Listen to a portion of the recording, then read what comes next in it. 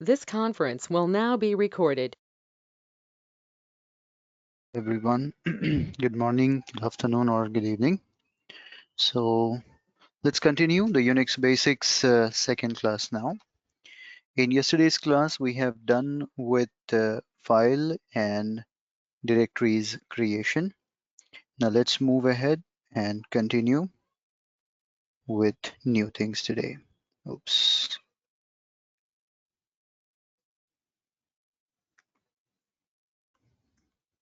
One moment.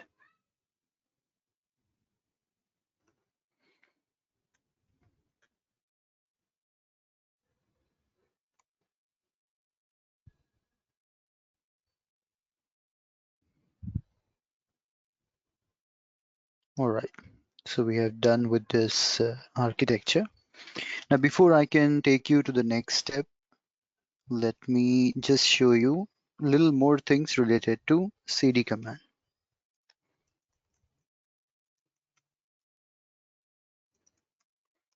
Okay, so as you can see, I have logged in as a root user, as a result of which I have been landed into the home directory, which is /root. Now, if I check, I have lots of data. Now, yesterday we created one directory called world. So you see inside world, there is Australia. In Australia, there is Melbourne and Sydney. For example, I want to go into world and then I have to go into Australia and then I have to go into Melbourne if I want to reach out over there. So I'll say cd world. So you see I'm in world directory where I can see Australia. So I'll go into Australia. Now you check, it says inside root there is world. Inside world, there is Australia. Now, inside Australia, I can see there is a directory called Melbourne. So let me go to Melbourne. Now, what's my current location? The current location is inside root. There is world directory. Inside world directory, there is Australia, and inside it, there is Melbourne, where I am sitting right now. Now, if I want to go one step back, just a step back, so how can I go one step back? We'll say cd space dot dot. Now when I use this command cd space dot dot, you see it will take me one step back. If you see, it says that now I am in Australia. That means from Melbourne, I came one step back. Let me go back again into Melbourne. Location is Melbourne. I want to go two step back. For instance, I don't want to stop in Australia. I want to directly stop in world directory. Suppose you're going down from the elevator and you don't want to stop at third floor. You directly want to stop on second floor, non-stop. So I want to skip Australia and land into world. How can I go two step back? To go two step back, I'll go with cd space dot dot slash dot dot. So this will take me two step back. What happens if I say slash and another dot dot? It take three step back. So how many slash and dot dot you add, that many backwards you will be going now. So I just want to go two step back. I'll say cd dot dot one step slash dot dot two step. Now if you just check it out where you are. See, you did not stop at Australia. From Melbourne, you have directly landed into world. Now, not only you can come back two step, but anytime you like, you can go two step forward also. From ground floor, you can directly reach out to fourth floor, non-stop like that. So same thing you can apply. You can say CD, take me to Australia. See, inside Australia, you have Melbourne. So my requirement is I want to bypass Australia and stop into Melbourne directory. So I want to go 2 steps ahead, not backward.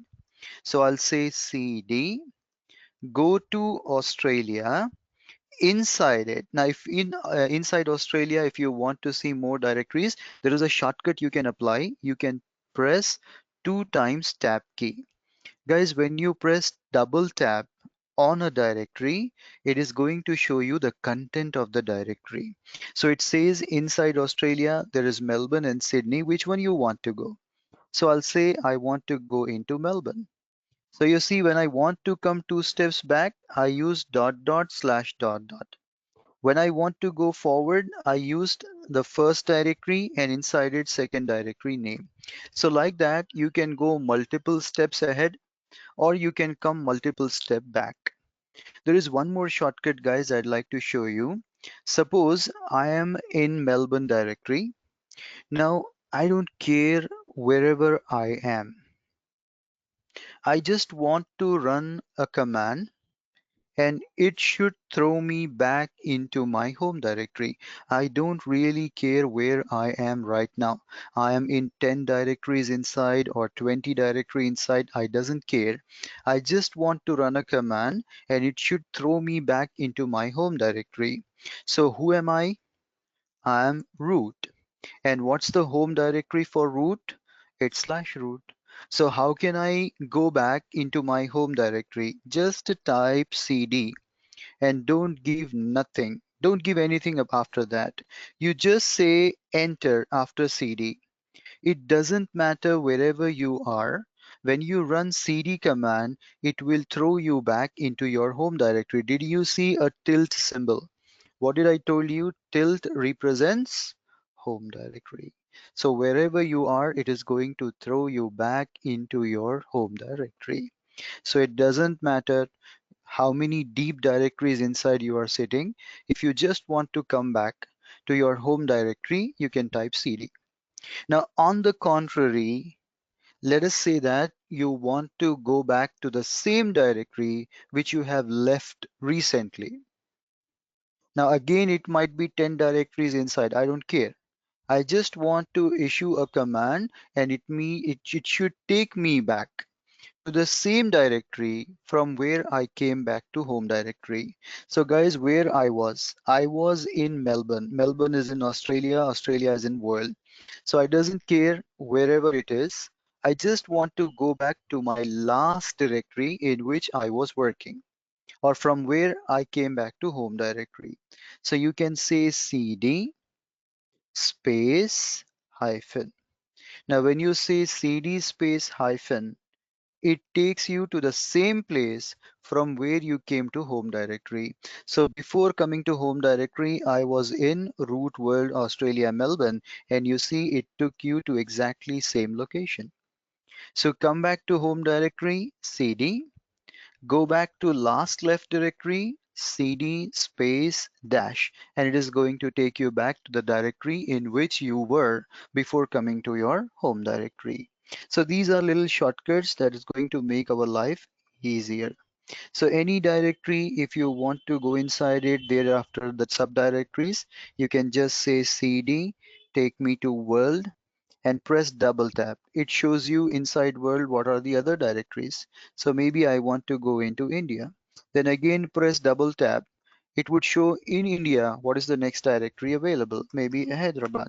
So I'll be going out over there. Now to leave and come back to home directory, the simplest thing is cd. When you run cd, it will take you back to your home directory. So whichever user you are working, it is going to throw you back into that user's home directory. That's how this particular thing will be working. All right. So that's it about the cd command. Now let me take you to our next command, cp command or copy command. See guys, I want to copy some stuff from one place and put it into other place. Now I hope guys everyone knows actually what copying means. Copying is to make a copy of the original file or directory and put a copy at some other place. So original file or original directory is not going to get impacted. Original file, wherever it will stay there only. A copy of it will be pasted to some other location. That's what copying will do, right? So how can I copy a file into some directory? You can say cp, whatever file you want to copy, followed by destination directory. Now there are two possibilities here, guys. I want you to learn these things in a great detail. You can copy a file on the top of other file, or you can copy a file on the directory. Both we are going to learn. How to copy a file in some directory, or how to copy a file on other file, and in which situation you do that. So let me show you how to copy a file in some directory. Let us say that I have a file called file1. Now this file I want to put inside main directory. As of now, you see there is no file inside main directory with the name file1. So I want to make a copy of file1 and put it inside main directory. Syntax is very simple: cp source followed by destination. So I'll say cp copy file1, make a copy of file1 and put that copy in main folder. Now when I hit enter, it done without any problem.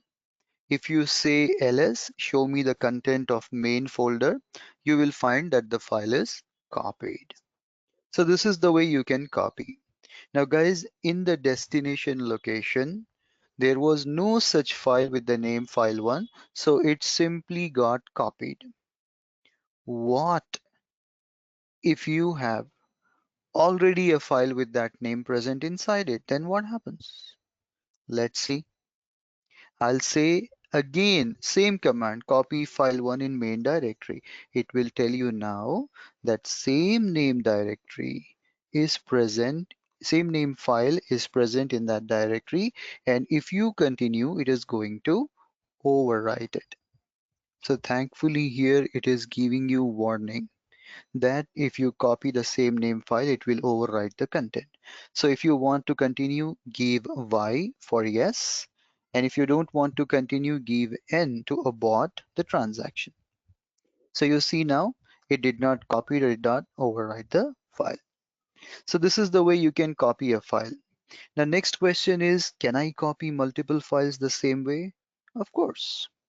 How to copy file 2, file 3 together in main folder. To copy multiple files, same command, cp. First of all, I'll show you in main directory, you don't have file 2 and file 3. Both the files I want to copy now. So I'll say copy file 2 space file 3, or maybe you have file 4, or maybe you have file 5. All will be copied. So I just want to copy file 2, file 3 inside main folder. So these two become source, and finally the directory name. So just give all the names of the file and lastly mention the directory name in which you want to copy. So this is going to copy both the files inside it. Go back and check it out. You see both the files are copied. So it's up to you how many files you want to copy. You can copy a single file or you can copy multiple files by its name, right? So both things are possible. Now the thing that I was talking about, can we copy a file on another file? Copying a file in the directory is very well understood. But my experiment is, can I copy the content of one file over other? Let's see what will happen. So suppose in file 1, I don't have any data. Let me add some data. How to add? Cat greater than file 1. I'll say hi there. This is a test for cp command. How to save the file? Control D.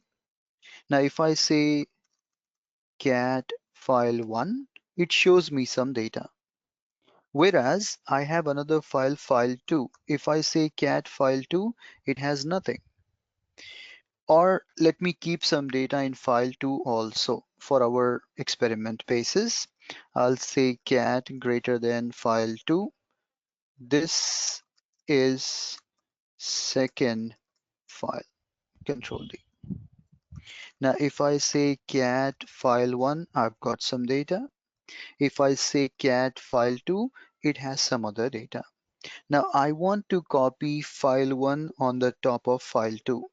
So when you do that, copy file1 on the top of file2. Now both are files, guys. This is also a file and that is also a file. So when you copy a file over another file, what it does, observe very carefully. It says I'm going to overwrite file 2. That means file 1's data will be copied in file 2 and whatever data that you have in file 2 will be overwritten. Now if I say yes, just read file 2. See, earlier file 2 was containing this is second file. That content is gone. And in place of it, we've got a new content from file 5. So when you copy a file over another file, the destination file will lost all its data and the data of file 1 will be copied onto that. So that's what happened. Regularly, we don't do it unless you want to overwrite the file. Maybe sometimes you have same name configuration file, you kept a backup somewhere. Now you think that this destination file has some mismatch. So you can copy the data from your backup file onto this original file so that it overwrites the data and copy the data from backup file. Many such scenarios are there in which you can copy a file over other file, but generally we don't do that. Only in some required cases we would go for this activity. Okay, now let us say that I would like to copy a directory from one location to other location. What is directory? We understood yesterday. Directory is collection of more files and subdirectories. So I want to copy everything what is present in the directory into some other location. How can we do that? For instance, I'll be creating a new directory here, NDIR. And inside NDIR, I'll create some files. For example, FS125.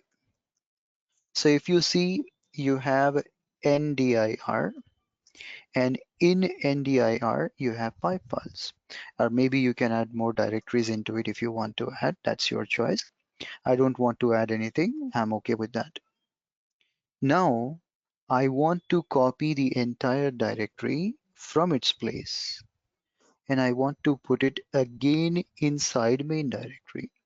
So NDIR with all its content I want to copy. Again, what is the meaning of copy?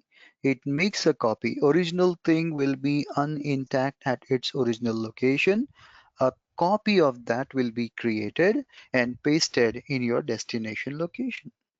So how can I copy a directory? See, for copying a file, there is simply a command cp. But when you are copying a directory, you need to add up some extra options to it. What are those? CP hyphen. See, whenever you want to add an option, you need to use hyphen. R, V, F, P. These are the options. Where out of all, only one option is mandatory. That is hyphen R. R stands for recursive. As you know, whenever we want to take something deep inside it, we need to go with recursive option. You remember ls hyphen capital R, what we saw in yesterday's class when we were trying to see what is present inside the directory in a recursion manner. So when you want to copy a directory, you have to use hyphen R mandatorily so that it can recursively copy everything from the directory. CP hyphen R is a mandatory flag. V is to show verbose output what is being copied. If you want to view, then you have to go with V. If you don't add V, it copies thing, but it don't display what is getting copied. F, to do this activity forcefully. See, we work in multi-user, multitasking operating system where many users can connect and can perform multiple tasks. It may happen that same file or same directory may be used by someone else. So in that scenario, if you try to copy, it might fail. So you want to do this action forcefully. Followed by P. P stands for preserving the permission. That means whatever file permissions this source is having, same file permissions I have to use for copying it on the destination. Now don't worry, we'll learn first what is file permission. Then you can use that option also. So as of now, I'm only going to go with one option, that is R. So if you just check it out, in main directory, there is no such directory with the name called NDIR. So I'll say CP hyphen R. R is the mandatory flag. So I'll say copy recursively NDIR and put it into main directory. Now you see, original thing is as it is not disturbed. But if you look into main directory, you will find that now NDIR is copied inside it. So whenever you are copying a file, you just need to say CP. But whenever you are copying a directory, one mandatory flag, 100% you have to use hyphen R. Without hyphen R, the directory is not going to get copied. Okay, so that's the only difference which we have to use. Additionally, you can add V to see verbose output what's going on, F for forceful, and P to preserve the file permission. Okay, all right. Now let's move ahead and let's learn how to cut and paste the things. See guys, we have copying and copy pasting or cut and pasting. Now cut and pasting will move the original file from its location to some other place. As we know, we might have done this a lot on Windows environment or any other normal, even in your mobile phones also, right? So I want to move the data from its current location to some other location. Now here, original file will not be there on the original place. To move the data from one place to other, we use a command mv. CP stands for copy, so mv stands for moving. Move original file name and destination directory. Now again, yes, there is a possibility that you can move one file on the top of other file, but we can go for moving file from its current location into some other directory. Now in order to do that, let's do an experiment by using file1 in NDIR. Now do I have same name directories inside it? No. So I can copy it, I can move it. So I want to move file1 from its current position into NDIR. To do that, I'll go with MV this time. Move file1 from its current position into NDIR.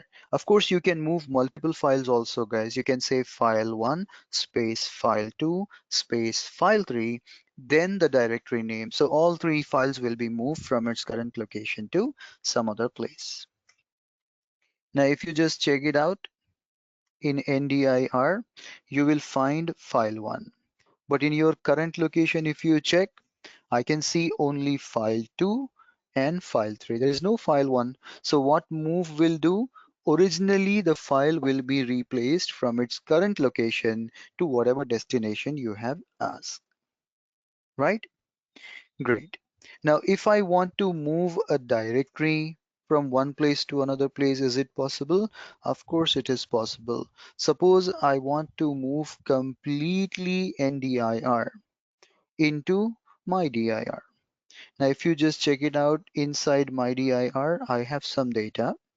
So I would like to move NDIR completely into my dir. How can I move it? Same command. See guys, for moving, you don't need -r option. It might sound a little peculiar, but yes, it is the way. For copying a directory, mandatorily you have to mention -r, whereas for moving a directory, you don't need to use any flag in fact. No -r or anything is required. Same mv command the way we move the file. So I'll say move ndir into my dir. Now if you just check it out, from your current location, ndir is gone. Where it is gone? If you check in my dir, you will find that your directory is moved inside it. Okay, so this is what mv command is. It is universal. It is same for moving a file or moving a directory. What happens if you move a file onto other file? I'll tell you in the coming time, not now. Just concentrate on that. mv source destination. So it will move your current content from the current place and put it into some other destination. Now let's say I want to rename a file. I have a file and I want to change the name of that file. Suppose I have a file called file2, which I want to change it to uh, t file2 or l file2, something, tf2, something like that. How can I rename it? Now you will be having a little surprise here that for renaming a file also we use mv command. Now how it is possible that at one time we are using mv command to move the data and on the other time I am using same mv command to rename it? Yes, mv command is the same command for renaming and moving, but how it decide when to act as moving and when to act as renaming? Let me explain you the logic. See guys, I want to rename file2 with some other name. So you have some content in file2. That's great. I want to change the name of that file. So I'll say mv change the name of file2 to something called sat file something. Now do ls. Did you see anywhere file2 after making the changes? No. But did you see sat file here? Yes. If you read it, you'll get same content. So what did you understood with this command, guys? See, the logic over here is the name what you are using at destination place. If you observe, I never had that file name with the name called sat file. So when I mention it, it moved the content of file2 with a new name called sat file. So it simply moves the data from file2 by creating a new file sat file and moving the content inside it. It is very much move command only. But when there is no file with that name, it is getting created a new name and moving the content from there to that. What if I use a destination name that's already existing? For example, there is a file called file3. Now if I say mv move the content of sat file, or let us say rename. Let's concentrate on rename. Let's rename sat file with a new name file3. It immediately tells you that already there is a file with the name file3. So I'm going to move the content of sat file into file3. I don't want to do that. I want to rename it. So here is the logic that whenever you are giving a destination name, if that name exists, it is going to act as moving. But if you have give something which is not there, the name is not at all there, then it is going to work as renaming. So at one time it is acting as moving and on the other time it is acting as renaming. The logic is the new name what you are giving If it is already there, it will act as moving. If the new name what you are giving does not exist, then it is going to work as rename. So that's how mv command will decide when to act as moving and when to act as renaming. I hope this thing is very much clear to you, right? Same way you can rename a directory. There is no difference. You can use the same concept for renaming a directory. MV, old name, new name. Just make sure the new name what you are trying should not be present in your location wherever you are renaming. Otherwise, if the directory or name exists, it will try to work as cut and paste. Now let's do some dangerous work. Renaming, sorry, removing the file. Now guys, let me warn you before I show you how to remove the data. See, for most of the organization, data is very important and expensive also. So we need to be very, very responsible whenever you are using RM command. Be triple sure that you really want to do that. Why am I telling you like that, guys? Because in command line, there is no recycle bin. In graphics, you'll get a recycle bin from where you can restore the data. But when you do a command line stuff, there is no recycle bin concept from where you can restore the data. Once you delete a file or directory, it gets permanently deleted. Now, suppose by mistake you have deleted an important file, then you will lose this forever. You can only get it back if you have a backup. If you haven't backup it, then you've lost it completely.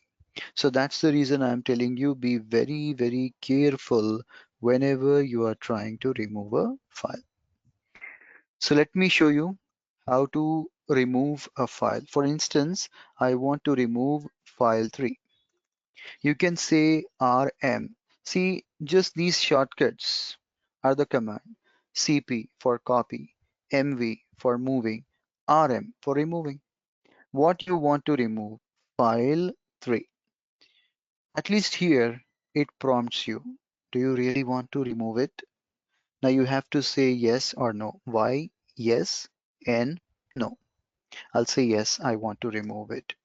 Now you just check it out. File 3 is gone and it has gone permanently. There's no way now we can recover it back. It's gone. Now guys, I don't like it to question me yes or no, although it's a good thing. But still, as a power user, I'm sure I want to delete it. Do not ask me yes or no while deleting the file. Suppose I want to delete sat file and I want it to get deleted. No questions should be asked.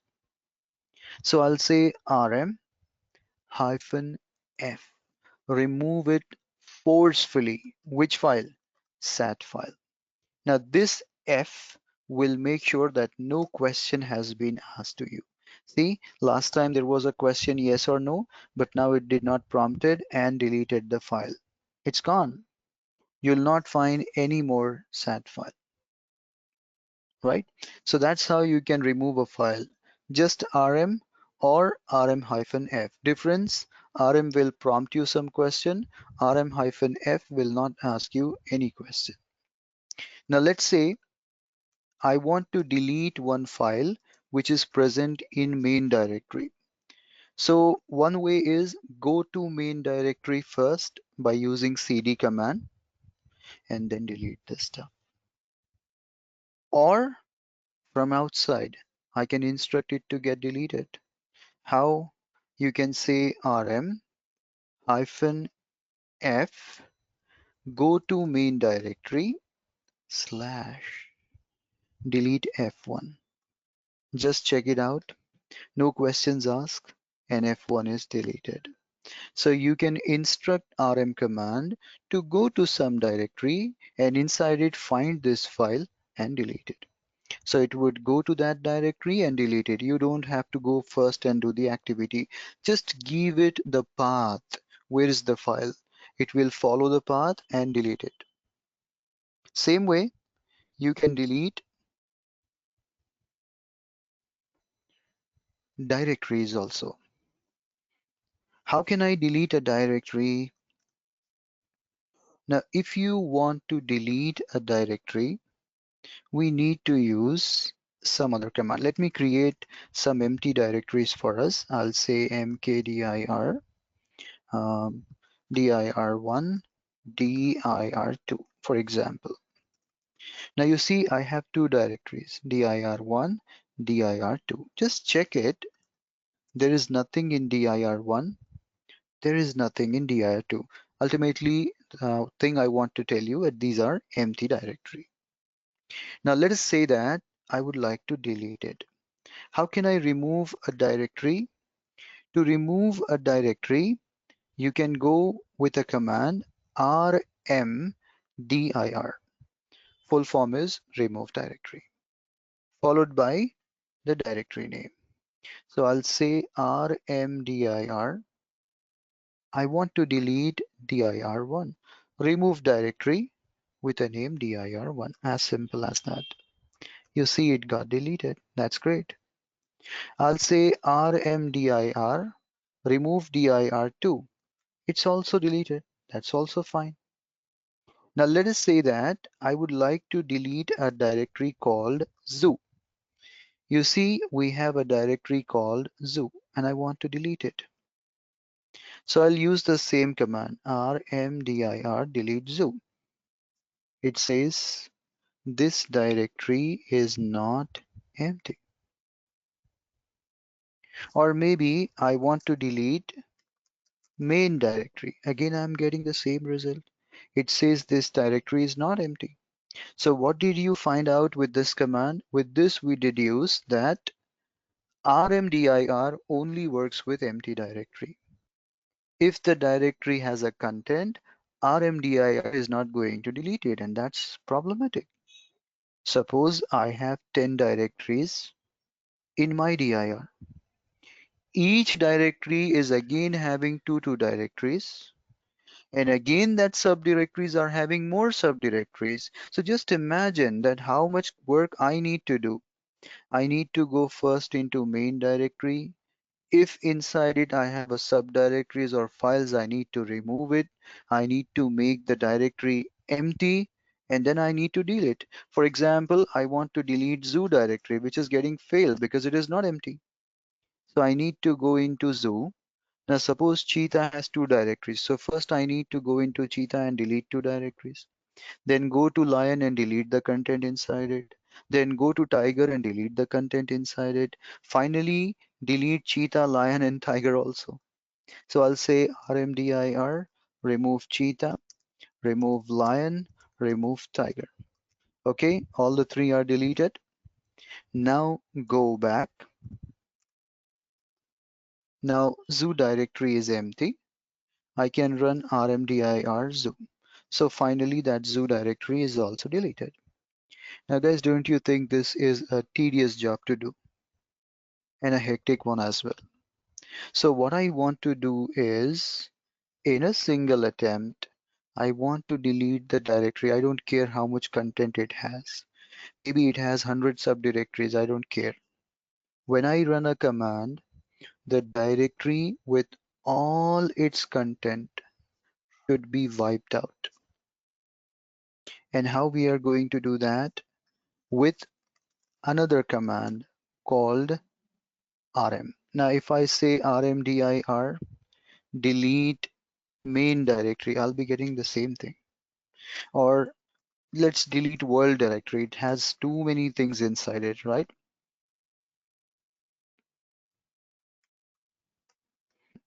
So world directory has many subdirectories. So I want to delete world with everything inside it. Now, if I say rmdir world, it may say the same thing.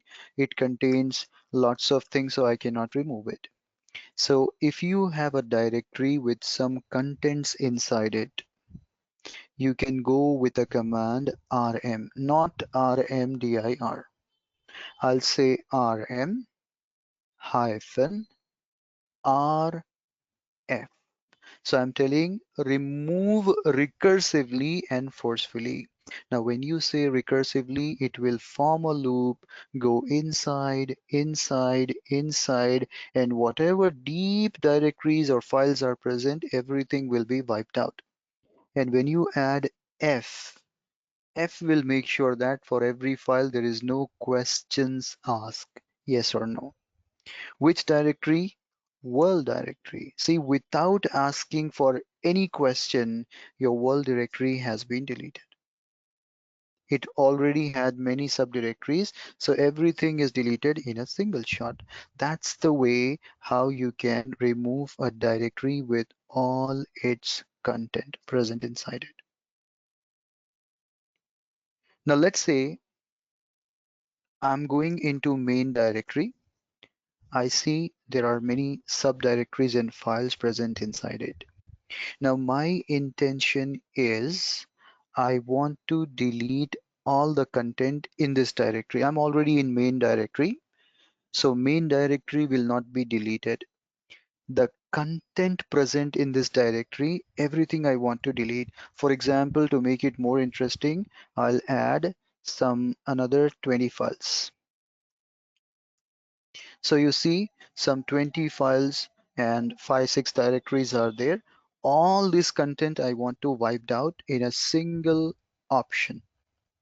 How to remove everything. Now guys, it's fascinating, beautiful, but at the same time it is very, very dangerous. Now whenever you are running this command, please be very, very careful and responsible and be triple sure that what you are doing. See, I'm going to run this command rm -rf. Recursively remove everything, whether it is a file, whether it is a directory, both I want to get rid. Which one? I don't want to type the names D1, D2, D3, file 1, file 2. Everything I want to delete. So whenever you want to say everything, you can use a wildcard or special character star. Star means every possible value or each and everything that is present in my current location. Now, when I hit enter, you see the power of this. Do ls. It's gone in seconds. Not even second, milliseconds. So entire data that was present inside it is wiped out. That's the power of rm-rf. Now, guys, if in your wildest dreams, if you do this activity on slash, do you know what is slash? Slash is the mother directory of entire operating system. The whole operating system is present in forward slash. You have bin, boot, dev, etc, home, media, mnt, everything is present. Now suppose by mistake, first of all, you are logged in as root. So nobody can block root. That's the reason why in your working environment you will not be given root access. Because by mistake, if you do such a blunder, then no one is able to stop you. Now, suppose as a root, I have a power. I can say rm-rf and I want to delete slash or inside slash everything. Now, how dangerous command it become, just imagine. If I hit enter, everything that present in forward slash is going to get deleted. That means your OS will be blown out. If not completely, most of the important thing will be gone, and the moment your system get restart, it will be crashed. Now that will call a very, very big issue. Very, very big issue. So that's the reason I'm telling you guys that rm command is useful, but it is damaging. If you don't really know what you are doing, you will end up deleting some vital things, and that is going to come up on your job. So be very, very careful whenever you are using RM. I have seen cases where people have faced big problems, guys, just by using RM. So don't land into that trouble. Be careful whenever you are doing. Command is very simple, but consequences can be very bad. Okay, guys, that's it for today. Thank you so much for joining me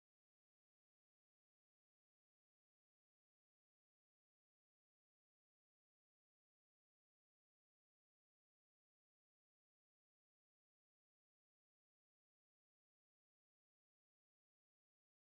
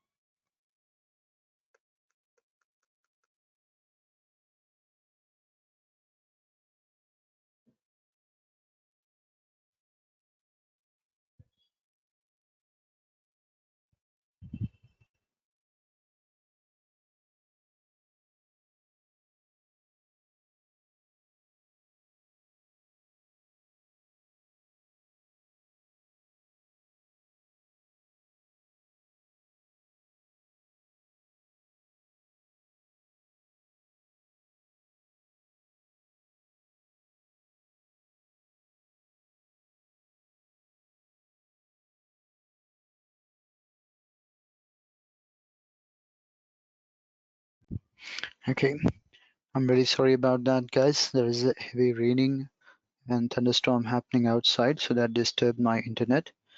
That usually never happens, but in some cases. So let's continue, guys. I was telling you that how to hide a file or how to hide a directory. Sometimes it happens, guys, that I just want to hide a file and keep it so that nobody could see what is inside it.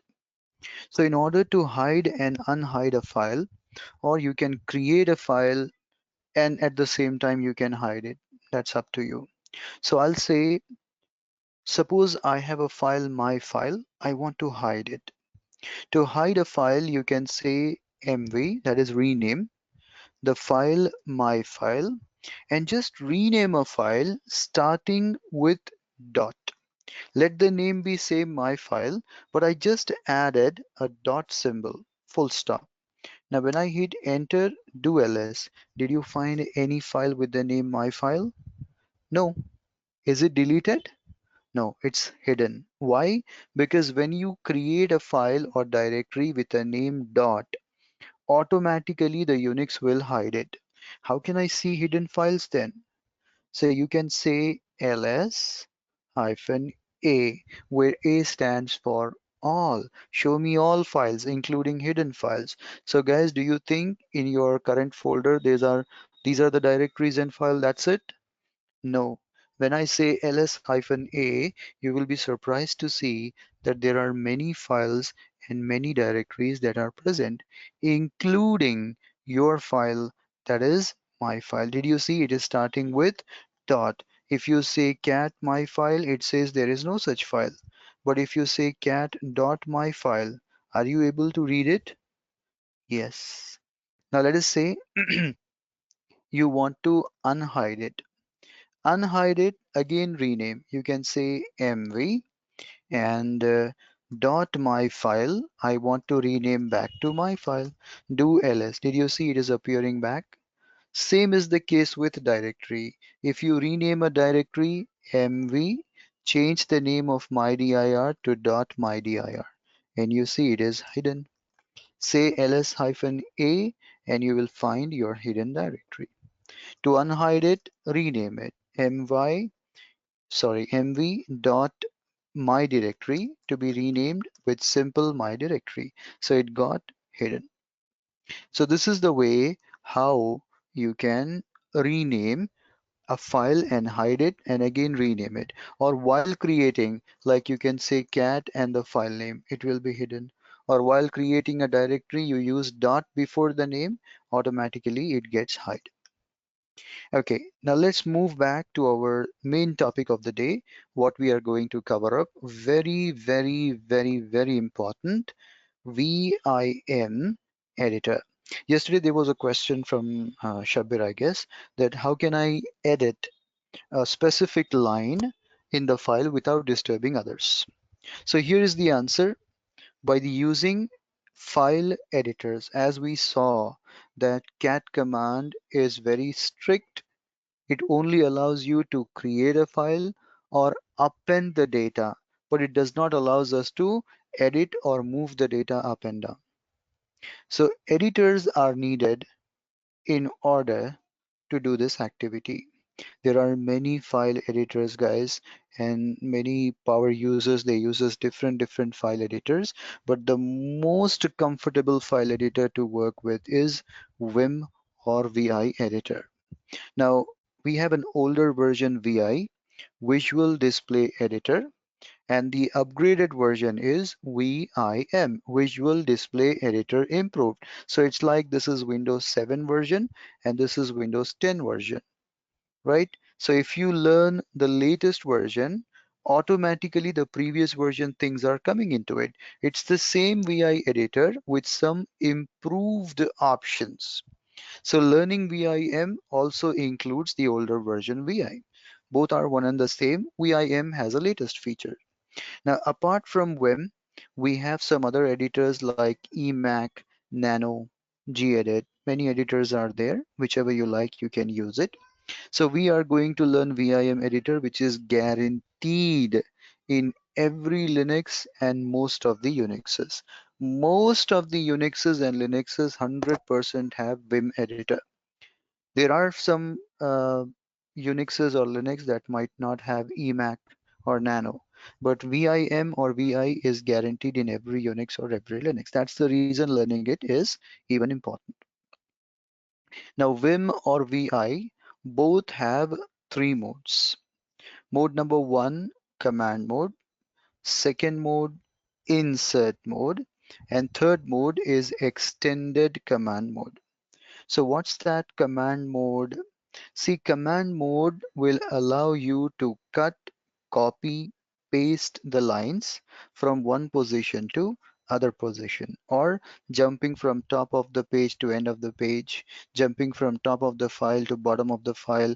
All these activities, copying the line, pasting the line, deleting the line, cut and paste, all these things can be done in command mode. And by default, whenever you open the file will open always in command mode. Command mode is your receiver. The first mode that you get into the file you'll get is command mode. Then comes insert mode. Insert mode is also called as edit mode. Now in this mode, you can do changes to your file.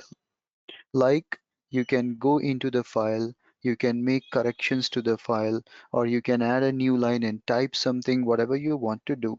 So insert mode will allow you to make the changes inside the data, whatever is written in the file. Then the last mode is extended command mode. See guys, extended command mode is the final thing.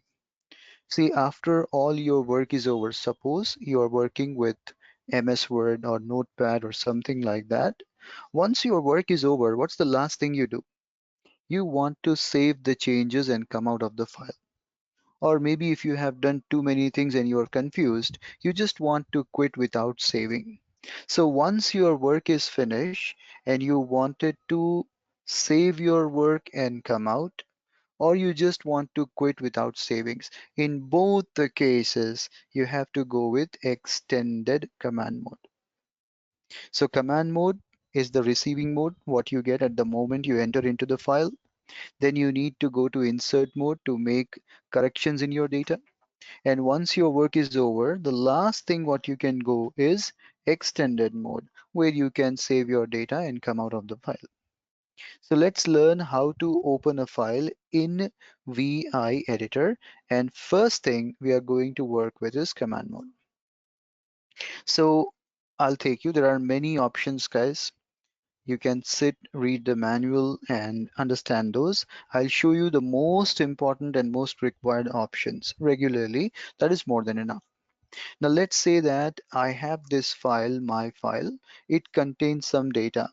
Now maybe I want to correct the first line, or this empty line I want to fill with something. So I want to open the file in an editing mode or in an editor.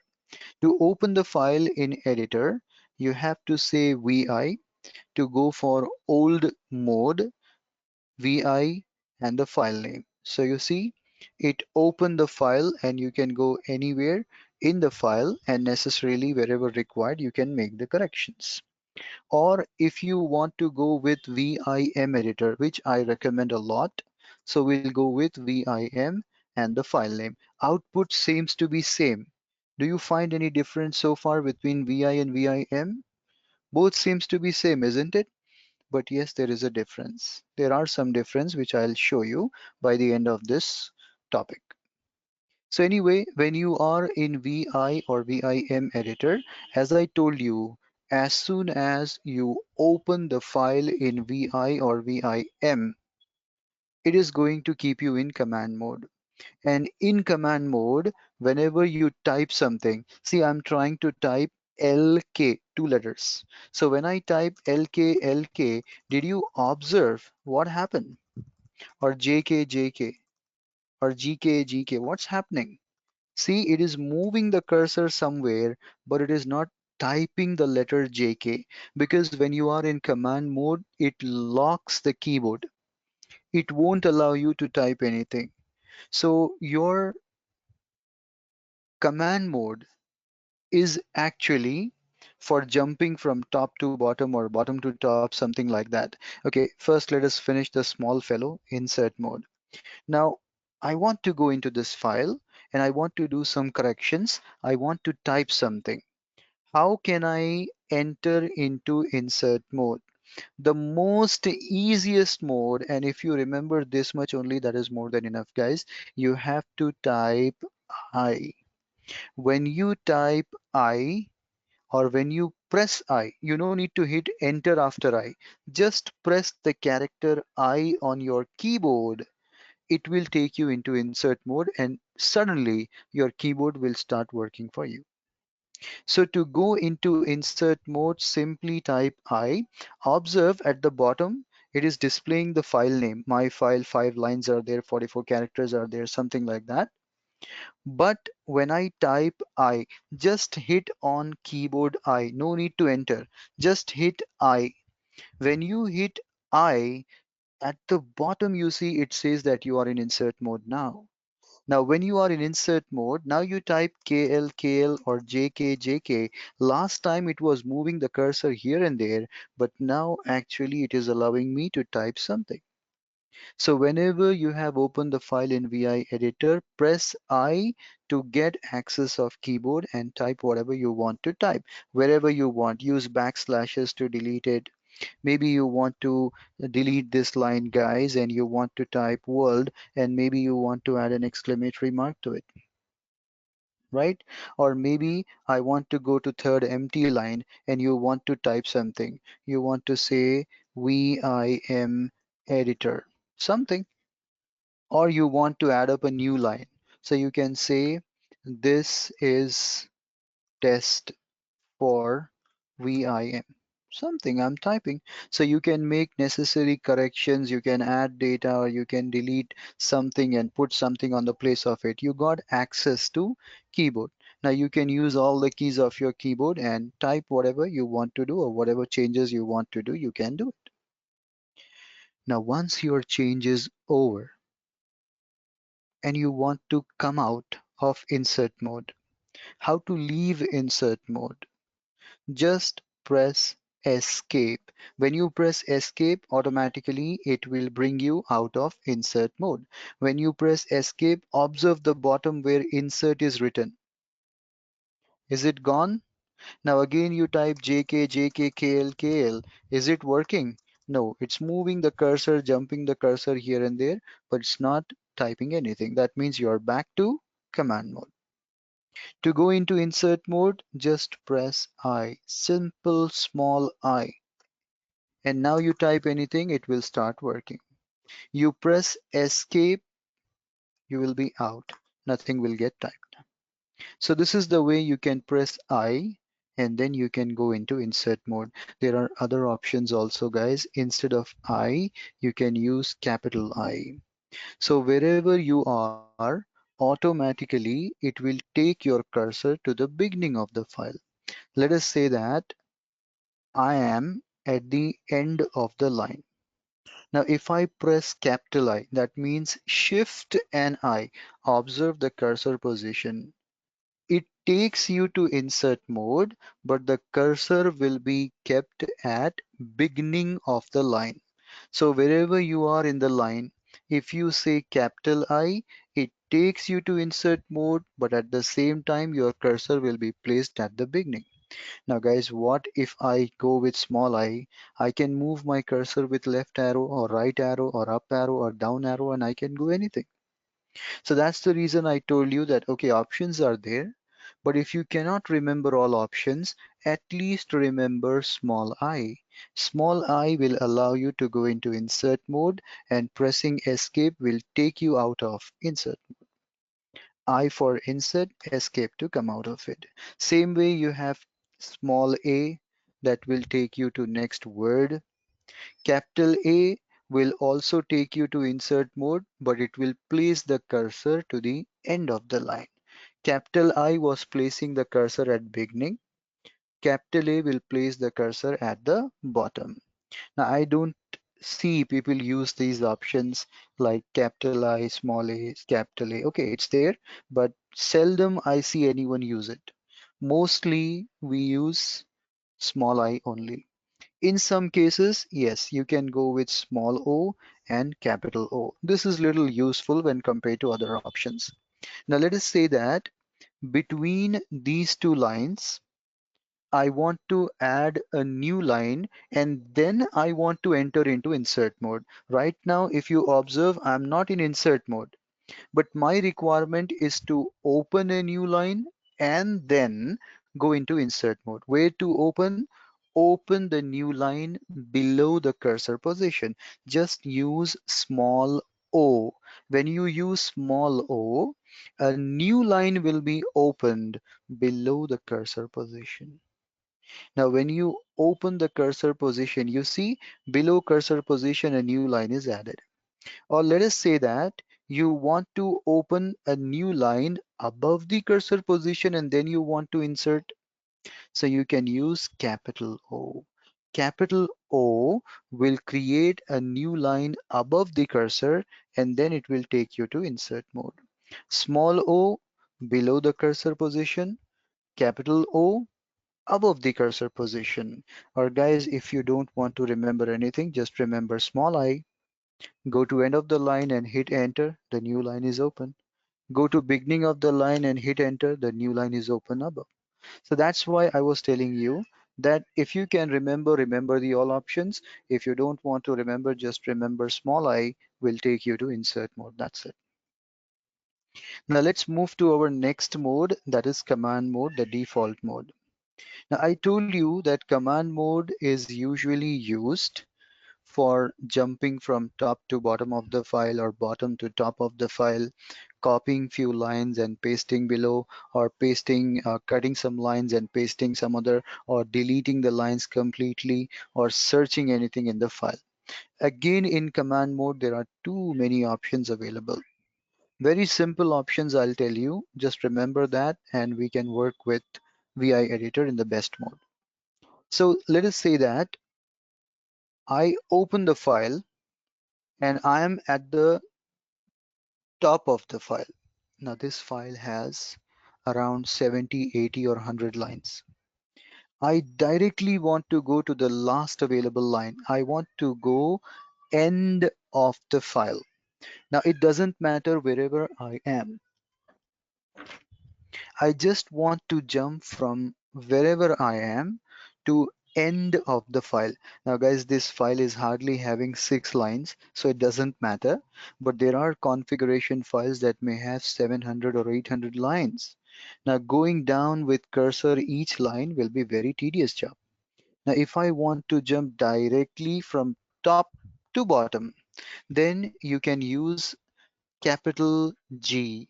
Capital G, pressing it will take you to end of the file. And on the contrary, if you press two G's, small letter, it will take you to the beginning of the file. Capital G to go to end of the file. Two small G's will take you to the beginning of the file. So you see, when I press capital G, where is my cursor? At the top. When I press capital G, it is taking me to the end of the file. Now, same way, I want to go back to the top of the file. So you can press 2 times small g. When you press 2 times small g, it is taking you to the top. Capital G is taking to the end of the file. Pressing 2 times small g, gg, it will take you to top. Capital G, end of the file. Two small g's will take you back to the top file. Now, how to go to a specific line number? Just wait for a moment, I'll show you. Other than that, you can copy a line. How to copy a line? I'll say YY. Now, when I say YY, it is going to copy the entire line from its current location and it paste at some other location. Guys, if you don't mind, I would like to have a small break for a minute, just 1 minute. I'm really sorry, too many breaks are happening, just 1 minute.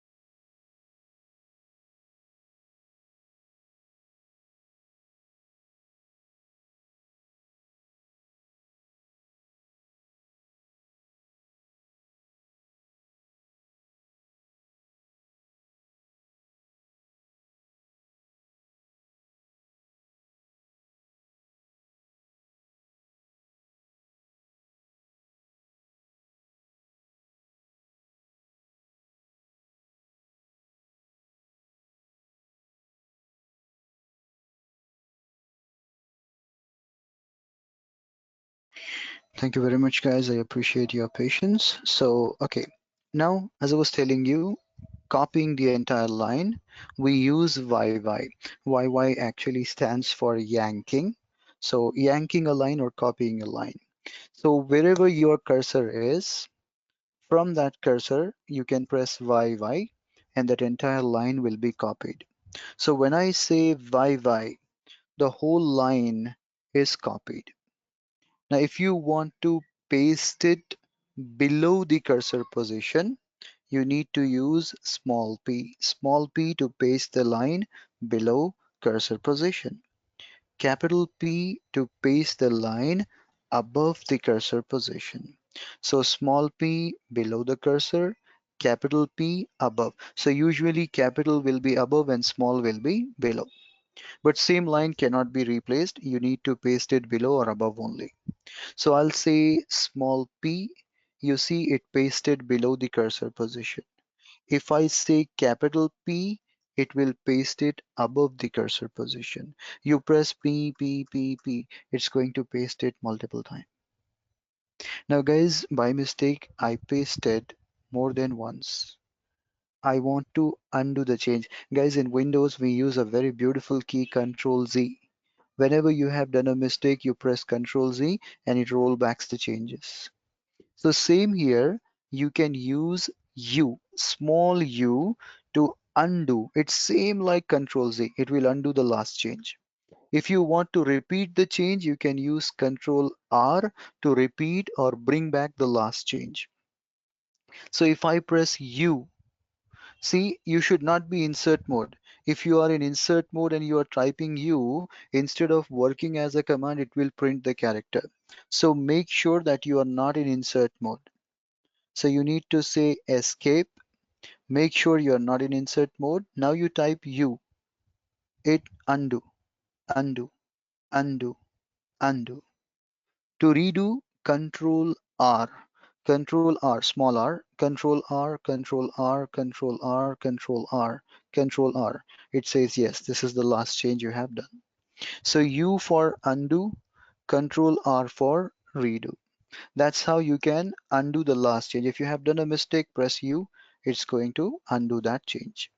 But you should not be in insert mode. Remember that. Now, how about if I want to copy more than one line? Maybe I want to copy first three lines. To copy three lines, you have to say NYY. So where that N represents number of lines you want to copy. 2YY, 3YY, 4YY. How many lines you want to copy? I'll say 3YY. Just see at the bottom, it is printing a message that three lines are yanked, copied. Now, if you want to paste it below the cursor position, then you can type P. It will paste the three lines copied. Again, you say P, again it will copy. So that three lines will be copied multiple times. You say U, it is going to undo. Again, you say Control Z or Control R, it is going to repeat it. U will undo it. Control R will redo it. That's how you can copy more than one line. Now let us say that you want to delete a line or you want to cut and paste the line from its location. See, I don't like thank you to be there here. Maybe I want to cut it from current location and paste it some other place. To cut the entire line, you can say DD, double D, two times. Now, double D is used for deleting the line and also cutting the line. Both are done by DD. So if you say DD, see the line is gone from that place. Wherever you want to paste it, go to that place and use small p to paste below cursor position. Capital P to paste above cursor position. Now let us say that I want to copy or I want to cut two lines. So you can say 2DD. Two lines are cut and you paste it, it will be pasted. Maybe you want to cut four lines, so say 4DD. Four lines are gone. Now you can paste it wherever you want to paste it. All right. Now, if you say DD but did not paste it, what happens? If you say dd and did not paste it, the lines are deleted forever. So dd is used for deleting as well as cut and paste. The only logic is after dd, if you say p, the lines whatever got deleted will be pasted or cut what will be pasted. If I simply come up over here and say 3dd, three lines are gone if you don't paste it. If you paste it, then those lines are working as cut and paste. If you don't do anything, then those lines will be deleted forever, right? So dd will be used for deleting the lines, or it is also going to be for deleting the or cut and paste. Now let's say that you are looking for a specific word in the file. Maybe I'm looking for a word called u. So you can use forward slash, type your word. For example, u. So wherever the word u is there, you see it got highlighted. Or maybe I'm looking for a word test. Or maybe I'm looking for a word called world, right? Or maybe I'm looking for a word thank. Or maybe I'm looking for a word is. Or maybe I'm looking for a word you again. Now, when you hit enter, the cursor will reach to the recent available word. Now you type N, it will take you to next, N next, N next. So you can toggle between the searches by pressing N. It will move the cursor from first search to next and next to next like that. Okay, now this is how command mode will work. Now the last mode, what we are going to see is extended colon mode. In this mode, you can actually save the changes, stay in the file, or save the changes and come out of the file. Mostly guys, when your work is over, you want to save and come out.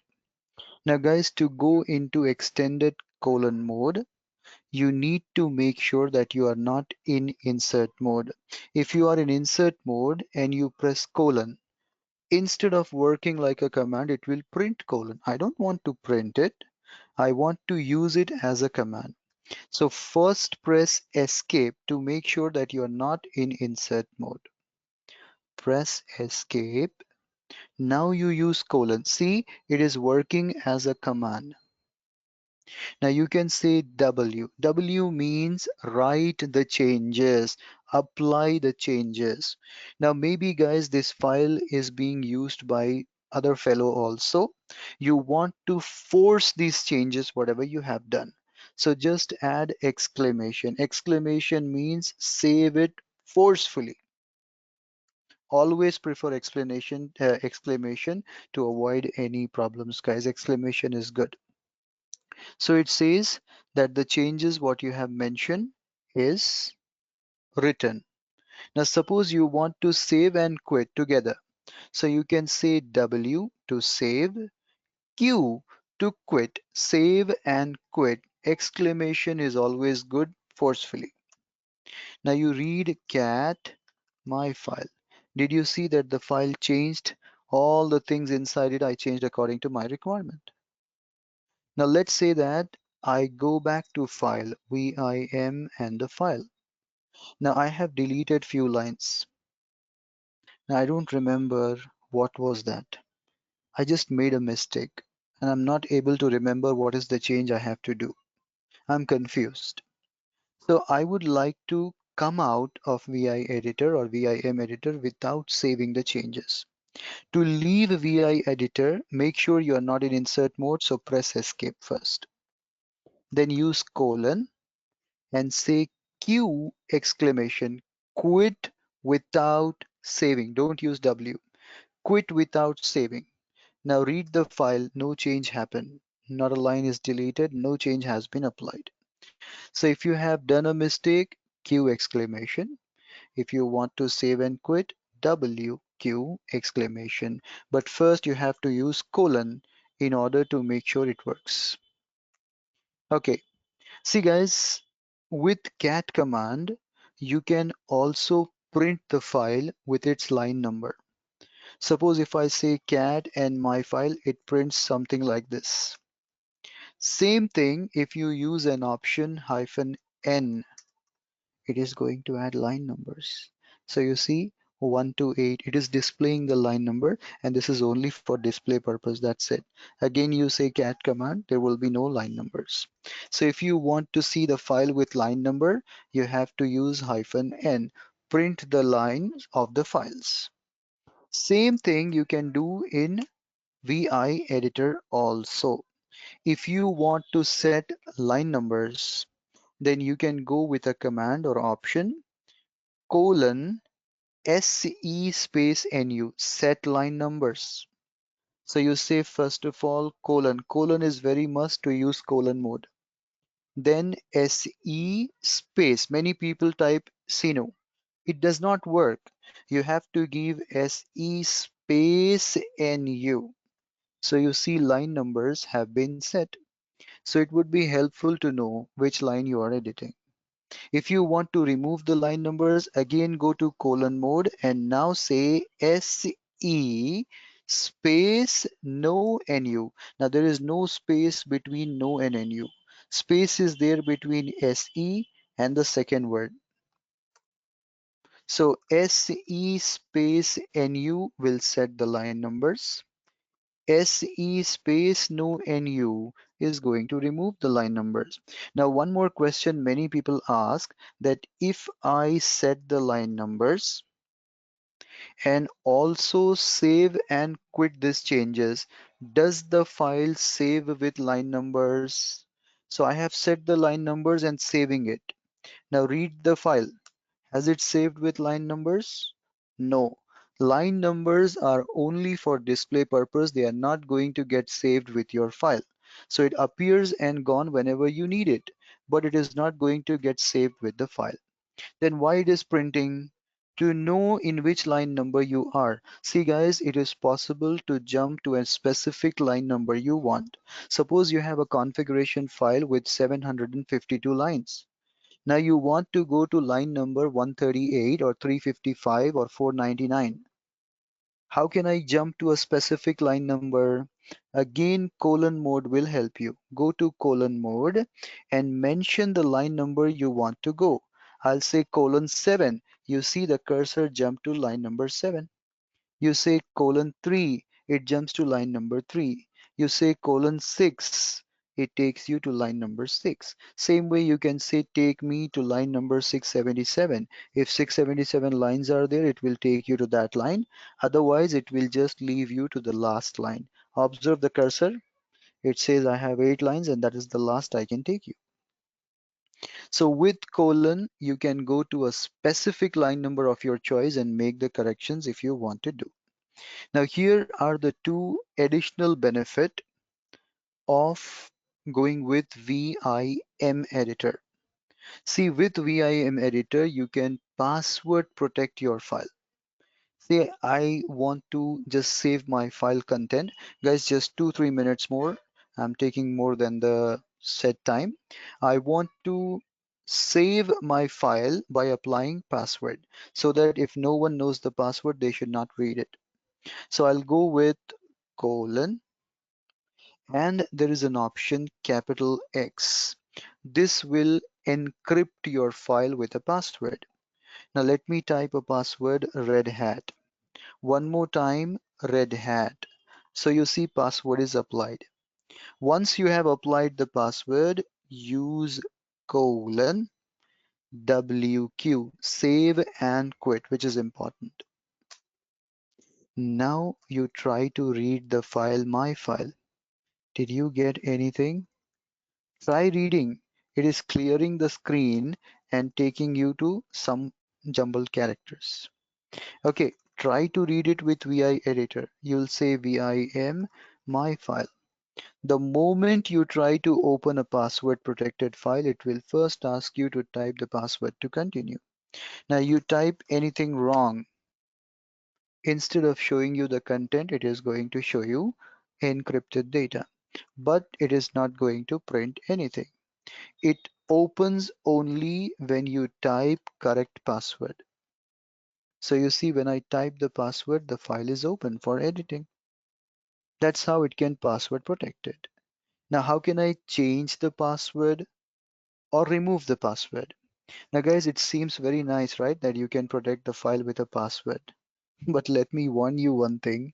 If you have lost the password, forget the file. If you lose the password, it's the same case what you can face in a Word file or Excel file or PowerPoint file. If you lose the password, there might be some software that can crack the password, but it may take hours of time. And in Linux, it is highly impossible because the encryption is very strong. 256-bit encryption it does, and it's not so easy to break. So if you lose the password, your data will be gone. So never lose a password. There is no way you can recover the password for the file. But if you want to remove the password, you think that now it's worthless to keep the password, go to again after successful opening the file, go again with capital X. Now you can change the password to anything else by typing a new password. Or if you don't want to keep a password at all, leave it empty. Don't type anything. First time empty, second time empty. Done. Now just save these changes, read the file. That's it, right? So it is now unprotected. Last thing, guys, you can open multiple files for editing using VIM editor. Two files at a time you can edit. Now, how beautiful it is. Maybe you are comparing two files data. Whatever is missing, you want to copy from first file to second file or second file to first file. How can I open two files? VIM-O, both the file names. So let us say that I'll open uh, VIM and Anaconda file, and the second file is my file. Oh, I'm so sorry. I need to say hyphen O. So you see, half of my screen is for Anaconda file, and half of the screen is for my file. So maybe I want to copy something from here. That 3 lines I want to copy. So you can say 3YY. 3 lines are copied. How can I toggle between both the lines, both the files? To switch between the files, you have to use Control W. When you use Control W 2 times, it will toggle between the files. I'll say Control W, Control W. I went to second file, and here I can paste it. Again, press Control W, Control W. It will take you to first file. 2 times Control W will take you to second file. 2 times Control W will take you to previous file. So it's up to you. Where you want to jump, you can jump it. And this file I don't want to save, so I'll say quit without saving. But this file I want to save and quit. So say colon WQ exclamation. So that's how VI editor is going to work with that,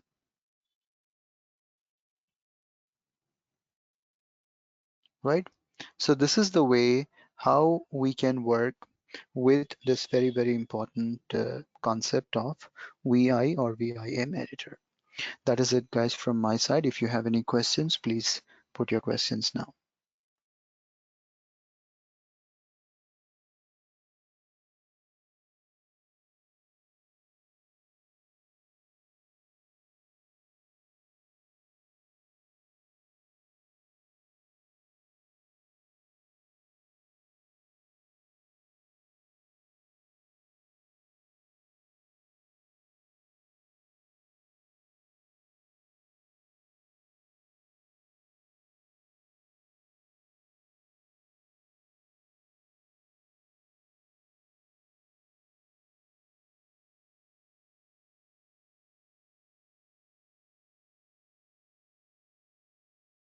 For confirmation. Anyway, just do one thing, try out these things, practice it, and still you have a chance to ask questions. Still, we are having the classes anytime, any topic. If you have any problem in any class in the coming forth, you can ask your questions.